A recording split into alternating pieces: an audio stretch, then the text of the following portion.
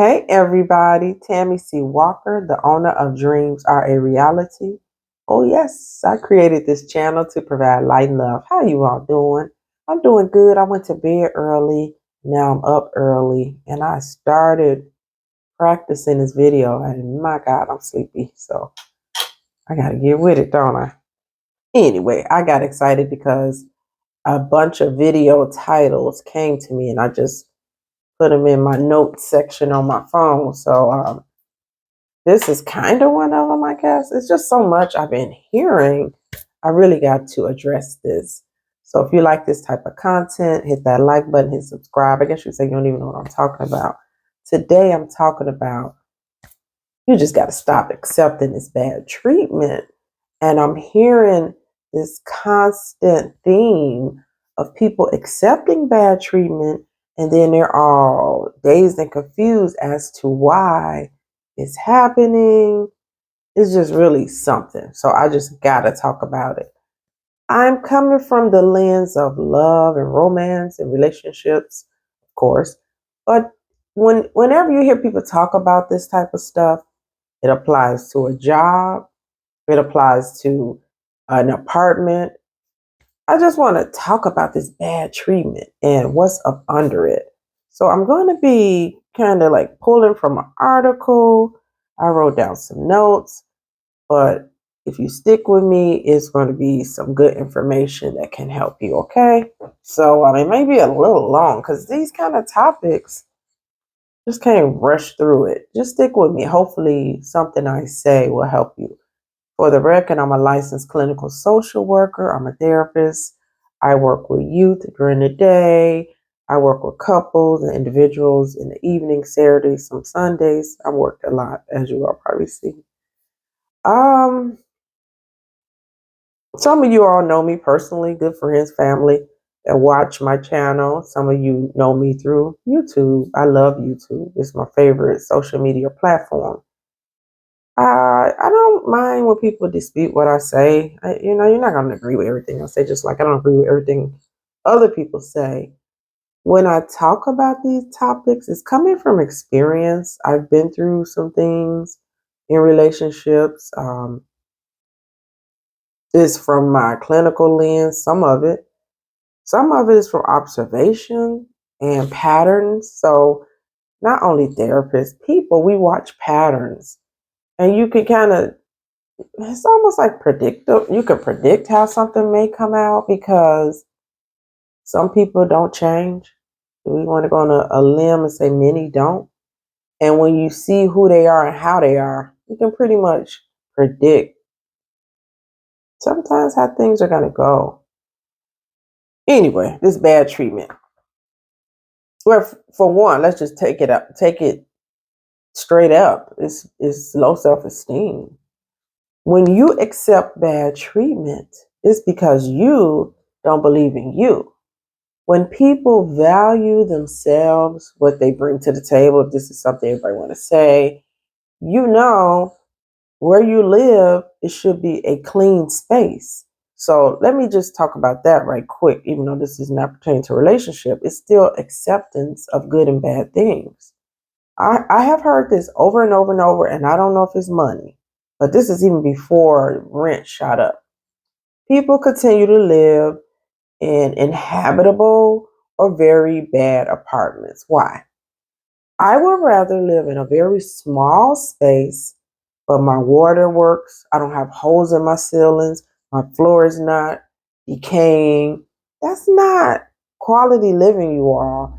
And when you think, I'm in my office, in my apartment, and it grabs all of the highway noise. I'm so sorry, you all. It's so distracting. Ugh. And when you, sorry, that's my exercise stuff. I don't want you seeing all this stuff in. When you see, I lost my train of thought from that. Whew, you deserve to live in a nice space. That's what I'm trying to say. You really do. And don't be ashamed of this type of stuff. You don't have to live in filth, flying filth, or something raggedy because maybe you don't make as much money as you would desire. Get you a studio or a small one bedroom, but make sure all your shit work up in there. You shouldn't have leaky faucet, hole in the ceiling, and then you tell the landlord they don't want to fix it. So you already know what you need to do. And I hate to say this stuff and sound so matter of fact because I know people don't always have the money. But then when your lease is up, you need to get out of there. And it really goes back to that victim thinking. Like you think you don't deserve better. Back in 1999, I got divorced and all that. And I've been having my own apartment ever since. I was a homeowner when we were married. Then I went to apartments and I've been in apartments ever since.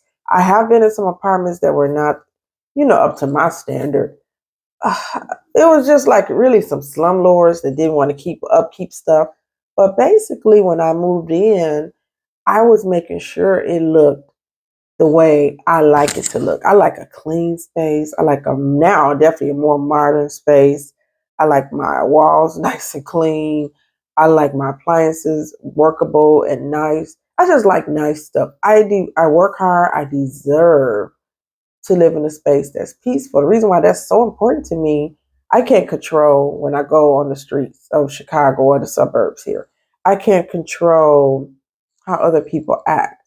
But when I put, I don't have a key, I have a fob. When I put the fob on my lock to get into my apartment, this is the thing I can't control. This is what brings a smile to my face and makes me happy. So I really want you all to think about that. If this is you, look into, and I know how money is right now. I know, but look into getting you a better space. You deserve it. And the reason why I emphasize that so much is it's really accepting crappy treatment when you live in a slummy apartment and the landlord is not being held accountable. And it's more of these type of people out here than not, and it's shameful. But yeah, I don't rock with sloppy apartments. Last place I lived in for 7 years, it was a strange looking building. It was okay, but my apartment was cute. And I was in one unit, and when somebody moved out, she upgraded us another unit. So that's what she started doing. It was only like 15 apartments in that building. But when somebody would move out, she would upgrade it. So that's how I ended up with a more modern apartment than what I had. And she told me, she said, "Oh, I'm upgrading the apartment. You want?" And I said, "Oh, that's so nice." She's like, "You want to look at it?" I'm thinking, nope, because I don't want to spend no more money. And when I saw her cabinets she was putting in and the flooring in the bathroom and this and that, I ended up moving from one apartment to the other. It was worth it though, because it was a nice unit, but I had to leave. Eventually, my neighbors started, I think they worked at a car place, and I think they were installing people's tires in the parking lot. You're not supposed to do that. And they would be drilling and, how that sound. And I'm on the telehealth with my clients. My clients would be jumping. I'm like, these people already have anxiety. I'm not going to be having them upset over these loud noises. So I moved for that. I needed more space, blah, blah, blah. So I've been here. I was there 7 years. I think I've been here four. I love it. Very nice. Very nice place. I'm just talking about that, but I'm just showing you bad treatment. Um, Sometimes it's fear of being alone when it comes to a relationship. You accept bad treatment because you feel like this is as good as it gets. I hear this as people get in their 50s, 40s, and 50s, they're like, I'm getting older. What if I don't meet anybody else? And you never want to use your age as a way of accepting bad treatment. Don't, you see, we're getting too caught up.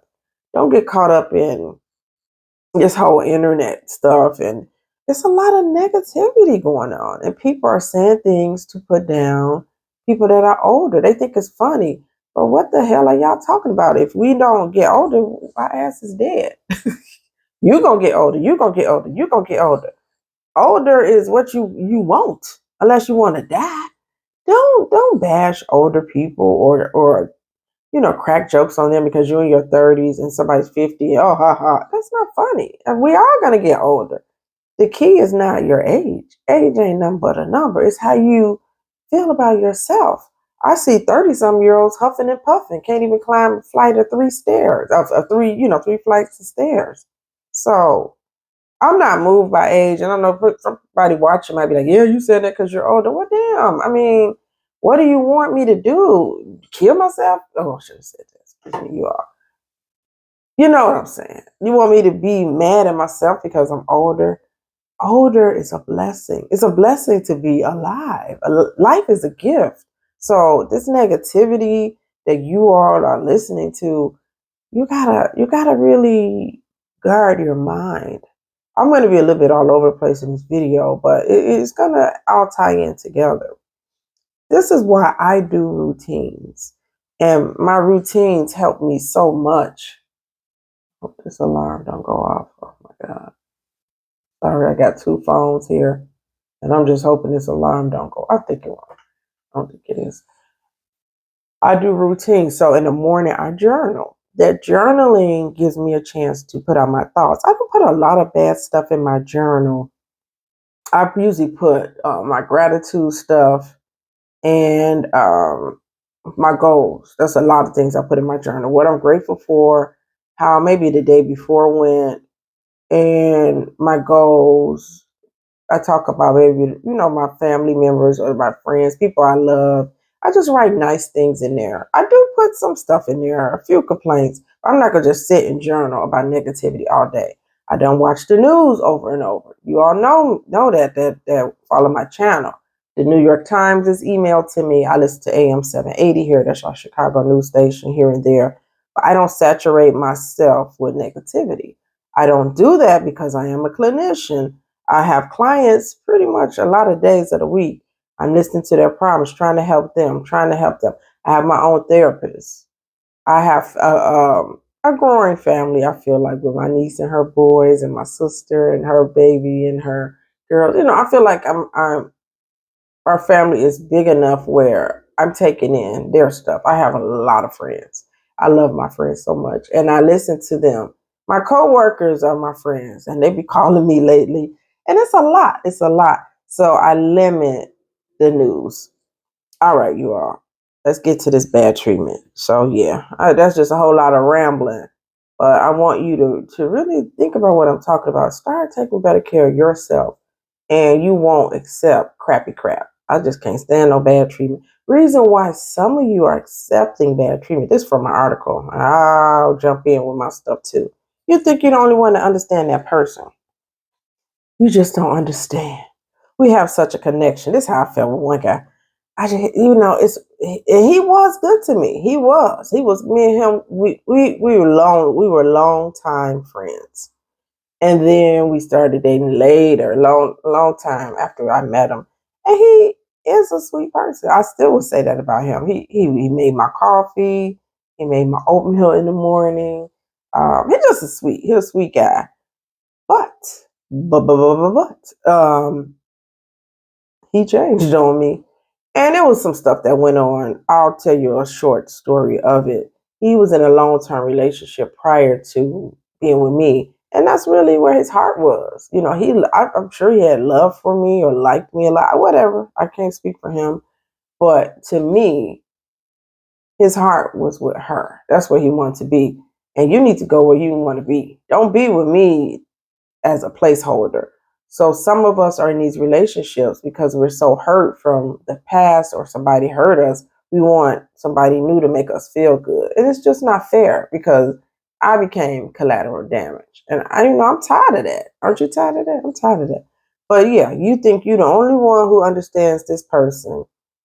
And let me just read this. It's easy to convince yourself that you have a special relationship with someone and you're the only one who truly gets them.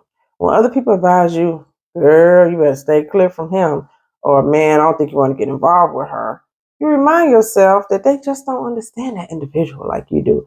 And some parts of that is a little bit true. They don't have the pillow talk you have with that person. They don't have the intimacy that you have. But sometimes these people are right because once again, it's the pattern of people, and they probably can sometimes on the outside looking in, they can tell that person probably isn't the best for you. But yeah, you think you're the only one that understands them. I want to say something else. You fantasize because God knows I do, and I hear this. We went on a trip. We had such a great time. You don't understand. We have such a great time together.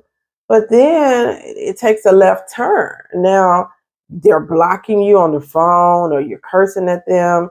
And so we can have a good time in Jamaica. We can have a good time at a 5-star restaurant. But when it's disrespectful in the relationship where they're blocking you, they're not talking to you for days, these are toxic things that are going on. And I think we fantasize or romanticize about the good part, but we're not looking at the whole concept of this relationship. I'm telling you what the minister said when I got married. He held up the ring. He said, "This is a ring." Yeah, which it is. This is a ring. He said, "This is a circle and it's not to be broken." And so what I'm trying to say is when you go to Jamaica, when you go to a nice restaurant, that's a part of the relationship. But blocking you and being rude, that's another part. You want to count the whole thing, and the whole thing is not good. Do not misunderstand me. I'm not saying you're not going to argue.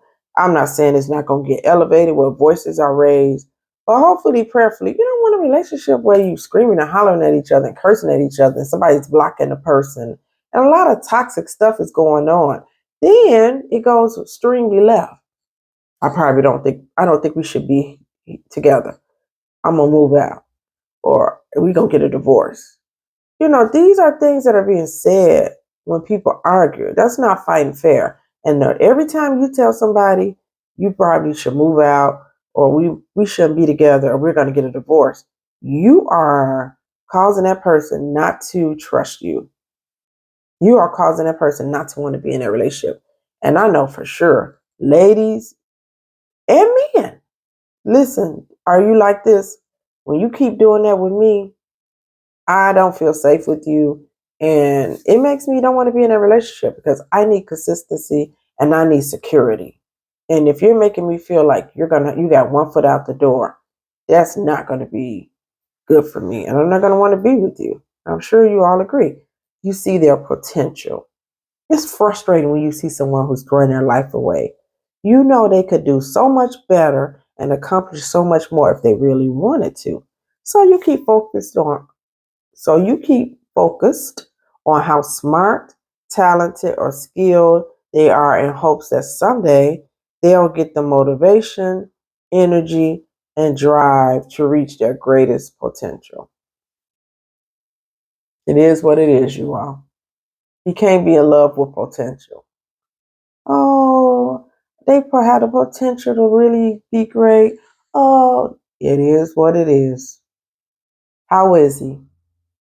Is he a 9 to 5 guy or just a guy that's happy with status quo? He wants to pay his bills, save some money, have his pension, have a 401k, take a couple of trips. That's who he is. Stop trying to make somebody be somebody they're not. And I hear women do this. They are ambitious. They are climbing the corporate ladder. They're the VP. They're the assistant VP. But their guy is like this. And they are up here with the career. And now they're mad. He don't have ambition. He doesn't want. That's who you married. It is what it. That's where I'm at, you all. It is what it is. Don't try to make black white. Don't go up when it's going down. See it for what it is. It is what it is. And this is one of the keys to having a successful relationship. You have to accept them. This is Brian. That's my name I use on the video. This is Brian. Brian is more quiet. I talk more. I like going here and there. Brian is a little more chill. I'm ambitious at work.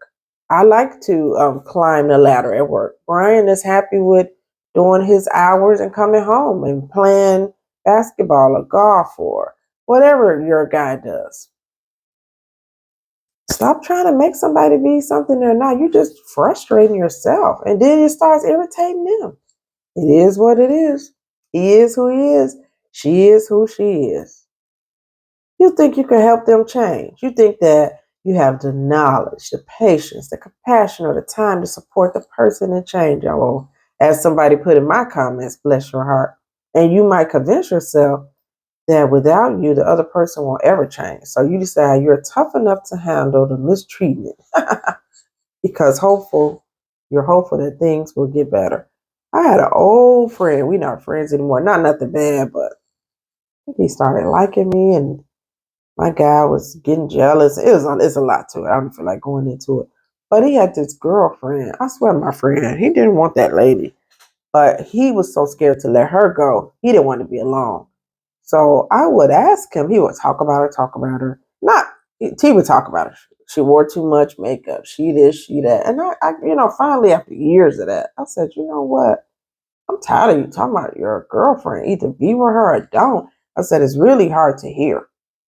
If I was your girlfriend, I knew you was on the phone with your, female friend talking about me, that would really hurt me. And he said, well, I stay with her because she lost both parents. And I don't want to abandon her. Boy, bye. I said, you probably do her a favor if you broke up with her. I'm just a straight shooter. Don't think you saving nobody, being with them. We all on this earth as an individual, and we're going to leave out of here by ourselves. You're not all that. You're really not. And call a spade a spade. You being with her because you scared to leave. And you focus on, no, you think you could help them change, but you can't. Now, it's twofold to me. A good man will inspire a good woman. A good woman will inspire a good man. But it's got to be inside of them. There's nothing you can say that's going to make your man improve himself. He's got to have that in him. There's nothing you're going to say is going to make your wife go open her own business when she doesn't have that mindset. You're not going to change nobody. They are who they are. You can inspire with how you support and encourage them, but you can't change them. Change is inside of you. It's got to be in the bottom of your feet, all the way up to the crown of your head, because change requires digging deep. And this is what I'm saying, why I always tell you how to go to therapy or do the routines, because these are the things that are going to what? Change you. Change is hard. If it was easy, we all be doing it. It's hard to get off drugs. It's hard to lose weight. It's hard to beat cancer. This stuff ain't easy. It was hard for me to open my own practice. It's hard. It's hard. It's hard to go to jobs you absolutely hate. It kills people. Monday is the biggest day for a heart attack. It's hard. It's hard to change. It's hard if you have a bad temper and you have to do anger management. That's hard to turn from your old ways. It's hard if you're overweight, very obese, and you want to lose 100 pounds. And you got to put down the bad food or exercise 5 days a week. It's not easy, but it is doable. You can do it, but you ain't going to change nobody. You're not. This is one of the biggest things that keep people unhappy. They want to change their kid. They want to change. Our son, he just is what it is. Lady sat at the beauty salon years ago bawling. I thought somebody died. She was a client of the other stylist. So once she left, I asked my niece, that's who does my hair. I said, why was that lady crying? She was crying because her son went away to college and he wasn't calling her. What you gonna do, mama? He ain't gonna call you. I think most people know that boys, they're not real big on the phone of young men. They're just not like that now. I think you should check in. You go away to college. Probably was partying. You probably had freedom for the first time. I don't know. I didn't know the man or the lady, but she was in there balling. I thought he died or something. He ain't calling you, mama. And you're gonna have to find the happiness without son calling. I'm not trying to make light of it because I wouldn't want my son to go away. I'm attached to my nieces and nephews just like you are your kids. But you don't sit and cry all day because they don't call. He's not calling you.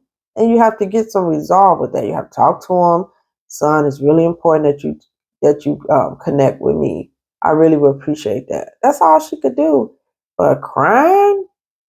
No, that's just me. I can be hard and cold, in some way. You focus on the good. If things were bad all the time, it'd be easy to cut the person out your life. That's true. That's what I say. We went to Jamaica. It was a good trip. Went to dinner. We had a great time. This is what we hold on to. But there's a good chance there are good times too. So that's what you're focusing on. The desire to see the best in people can cause you to focus only on the good. But the more you think about the positive, the more you become disillusioned. I said that you fantasize about the reality of the situation. So somebody near and dear to me, they keep getting women and showering them with gifts and doing so much so fast. Oh, I'm helping them. Oh, I did. And the lady gives them their butt to kiss. It's like a vicious cycle. But is it okay? It's shameful. Let me just say this: how I feel about that. It's a shame, ladies and men, if somebody is so kind to you and just giving, and you are very mean to them, mean spirited, and mistreat them. Something wrong with you. We already know that. Something wrong. You need to get help. But the one that's doing this, showering you with gifts, what's wrong with you? There's something under there that you are trying to feed. And healthy women and men know we don't need to overdo it. Take it slow, you all. Take it slow. You meet somebody, yeah, single rose is nice, some flowers. We'll take them for a nice dinner. That's cool. But you shouldn't be paying bills and doing all this stuff so soon. Why are you doing that? It's making me think you own something. Are you trying to control them? Are you trying to manipulate them? It's on you too. But when they are treating you badly after you've done all this stuff, come on. Something wrong with them too. So these are not healthy dynamics. And we got to take responsibility. And here I go. You excuse the bad. It can be tempting to look for a reason why someone would behave badly. It can't be possibly, blah, blah, blah. It can't possibly be that person is mean, disrespectful, or uncaring, right? They are. Whether you're convinced your colleague had a rough childhood or you think your partner's behavior stems from a high stress job, excuses allow the mistreatment to continue. That's it. You cannot excuse somebody treating you bad. Do we need to know why they treating you bad? It is what it is. Well, they treat me bad because they had a bad childhood.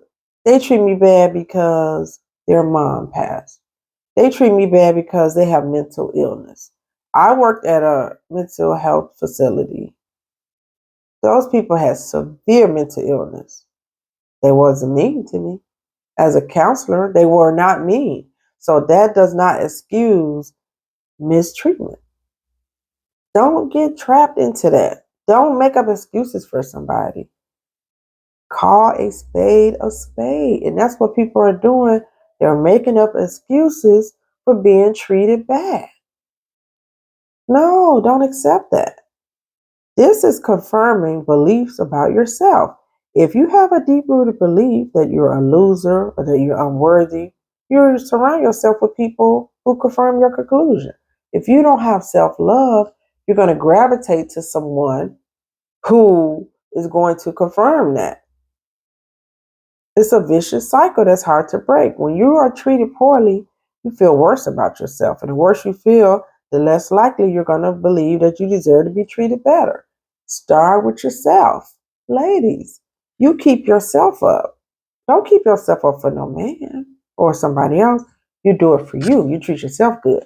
You will surround your house with quotes or, whatever make you feel good. Buy yourself some flowers. Put some pretty pillows on your couch. Whatever make you feel good. It starts with you. Pamper yourself. Get skincare. Get a skincare routine. I do my own. Do things nice for you. I know this is me. When I say all this stuff, this is what I do. But do whatever works for you. That way you won't accept bad treatment because you don't treat yourself bad. Men, don't overdo it. Don't overextend yourself. Don't break the bank trying to impress some lady that's not deserving. And why are you doing that real quick? What's wrong with you? We have to do the work. www.psychologytoday.com.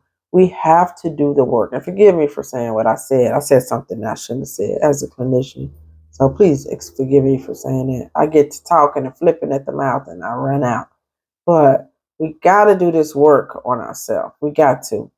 You are afraid of giving up on that person. Whether you're afraid of being lonely, is that what it is? Or is it really that person? Remember when I said my old friend said, I don't want to break up with her. Her parents died. She'll be all alone. No, it wasn't that. He didn't want to be alone. or you think you won't ever find another boss who pays you so much that fear keeps you stuck. You know, some people stay at a bad job, they're like, but I make so much money. I have this big bonus coming. I just don't want to give it up. But you hate your job. Money isn't everything. If you miserable, you dread it. That's not living. Wouldn't you rather wake up and feel good and maybe not get that bonus than to dread it every day? Imagine what that's doing to you, but you see this bonus at the end of the year. It's not worth it for me. It's up to you. Money, life, because eventually that's eating away at you. You might focus on how bad things might be if you cut someone out your life. People keep people around because they need noise in their ear. If it's silent, if you're alone, it gets real. It gets real up in this apartment. It gets real. There's nobody in here in my ear saying, Tammy this, Tammy that. I got to sit with my thoughts. And some people, they're not able to do that. Over time, you might grow desensitized to the mistreatment you experience. It often evolves slowly and gets worse gradually. So you might underestimate the toll someone is taking on your life. Mercy, mercy, mercy. You are one of the worst things I hear. I don't know why they treat me like this. Loretta Divine was in a Tyler Perry movie and she was dying. And her daughter, she had one daughter that was just so mean. This lady passed away in real life. The lady who played in Baptist and from Eve show. Oh, I hate she passed. God bless her. But the character she played was Loretta Divine's daughter. She was so mean. She hated her mom for something that happened in the past. And you know Loretta Divine, if you know her, sweet, sweet, sweet, beautiful actress. She has a high pitched voice, and she was like, I don't know why she treats me so bad. And I was talking back to the movie. I said because you have let her, and that's pretty much it. You have let these people treat you bad. It's become a way of life. Take your power back. You're not a victim. And it's going to be hard now because you got them spoiled. Don't let people mistreat you. That's from your kids all the way on up. You got to have boundaries. And so people are very uncomfortable with me because I'm stern and people don't like rules. They don't like boundaries. And so I get people jumping, you know, when I say stuff or they'll be like, you said that. But you all, I just have a certain way. I'm not saying my way is right. Maybe I'm too to the left. Maybe I'm too firm. But at the end of the day, for me, money is not the most valuable. My possessions are not the most valuable, but my peace is. And if I'm not happy, then that really is going to affect my quality of life. So to be happy, I have to have boundaries. And maybe they're rigid. Maybe it's from my trauma. This is my story. Abuse, an abusive marriage, cancer, lost both parents. That's my grief and my story. So maybe I'm a little more protective than the average. Maybe I'm not all the way right. That's why I do therapy every other Thursday. I never say that I have it all right. I'm a work in progress, but I do know I desire my peace and I'm protective of it, and it keeps me happy. So I'm not going to change something that keeps a smile on my face. At the end of the day, I'm going to close. Take back your power. You want to create change and recognize that you deserve to be treated with respect. This is what a job. They don't want to pay you. Update your resume. Update your resume. That's not the only job. Sometimes it's good to change jobs. You might get an income increase, a raise, and better benefits, and maybe a better schedule. You need to discover why you let somebody mistreat you. Once you get away from them, be honest with yourself and say, why did I stay so long? Why did I let them mistreat me? Even if it's your daughter, your son, why am I letting them do that to me? I hear this so much. Woo, God, you all. I have trouble. I have so much trouble listening to people that let their adult kids mistreat them. I just think it's despicable. It's not right. Mm-mm. I know you don't want to cut them off. I know you don't want to not see your grandkids. I get that. That's deep. But I hate hearing that. It's not fair. It's just not fair. But it all started because you didn't have boundaries. I never cursed one time in front of oldest Walker. I did a little bit in front of the door. She was younger than my dad. Still disrespectful, but I wasn't cursing at her, but she heard stuff. She heard a couple things fly. Oldest never heard a curse word come out of my mouth because he didn't tolerate that. Even as an adult, I just didn't because I had so much respect. We should be respecting our parents. And some are not worthy. All parents are not good. But the ones that are, even if they're not good, don't disrespect them. Maybe limit your interactions. But don't disrespect your parent. That's not cool. But I see it, and it's cringe worthy. Oh, let's see. You gotta say no. A family member, they keep asking for money, they don't pay you back. You gotta say no. I know somebody very close to me had to do that with her child, adult child. Kept asking for money, kept asking for money, kept asking for money. No. As soon as she said no, they stopped talking to her for a while.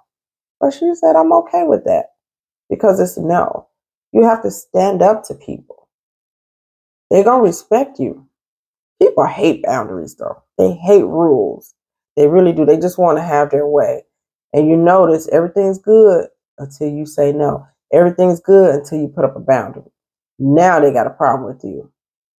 How do you want to live your life? Pleasing everybody or having a smile on your face? www.psychologytoday.com. Put in your zip code. You can pay out of pocket. You can use your FSA. You can use your insurance. If you are the one that are allowing this bad treatment, you definitely need to talk to a therapist and tell them, like, I want to work on my self-esteem. I want to work on some boundaries. I feel like I'm not getting the treatment I deserve at work, with my family, and love. Be honest. All right, y'all, I got to get ready for work, and I'm so sleepy because I got up too early. But that's my problem. I'll be okay. It's almost Friday. Bye. Thank you for watching. Bye-bye, y'all.